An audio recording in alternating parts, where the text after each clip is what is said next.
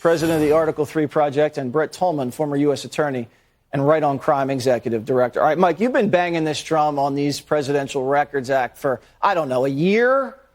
Why doesn't anybody else see this?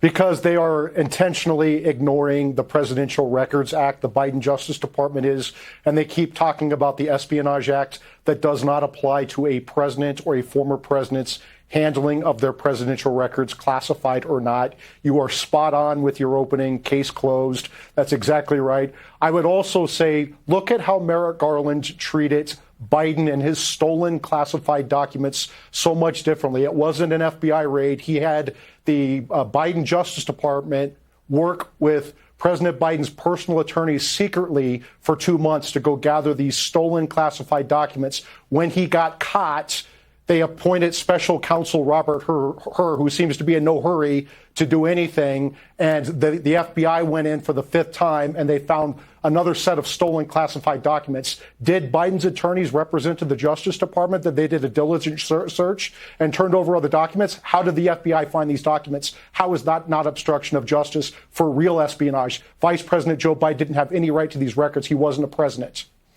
Brett, you know the federal prosecutors here. You've been in this zone before. There has to be prosecutors that can't sleep at night because of this. This is really disgusting. Yeah, I mean, well, Jesse, I was going to go to Brett on that, Mike. Adage. So the old adage, Jesse, is the beauty's in the eye of the beholder, right? Well, in this instance, the indictment is in the eye of the prosecutor.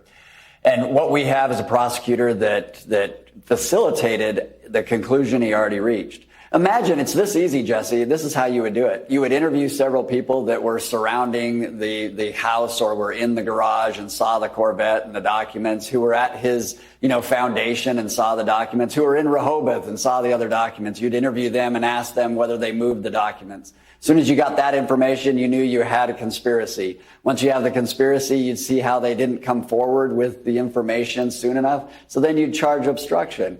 I can make the case for obstruction, for conspiracy, and for 30 plus, hundreds of plus counts for each document against Biden, against Hunter Biden, and everyone else that was part of that episode and that chapter. It's really in the eye of the beholder, and that's what we're watching right now. A Biden emphasized and led DOJ that's after a political opponent and doing it under the guise of legitimacy. So advance this, Mike, for us. You're going to have this case go down in Florida. How long is it going to take? What are the chances on appeal? What are the chances he skates after the first go-round? How do you see it?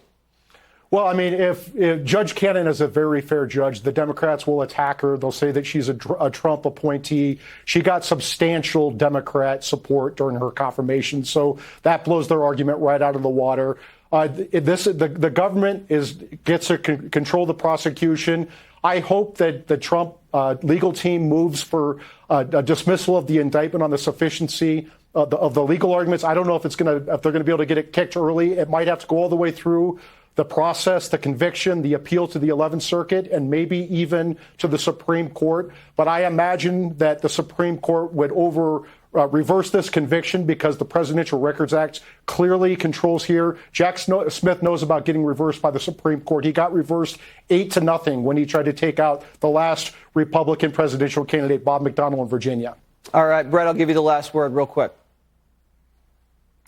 I'll tell you what you have. You have a Trump team that has to mobilize right now. They can file a motion to try to get a bill of particulars, Jesse, that will allow them to look at what the grand jury actually looked at. And as soon as they have it, file the motion to dismiss this based on the presidential records. It's a specific statute, so it has precedent over any general statute. So they should win at that initial level. All right, we'll see if the president's lawyers can get their act together. We'll wait and see. Gentlemen, have a great weekend. Thank you so much for your expertise. Thank you. Thank you. Up next.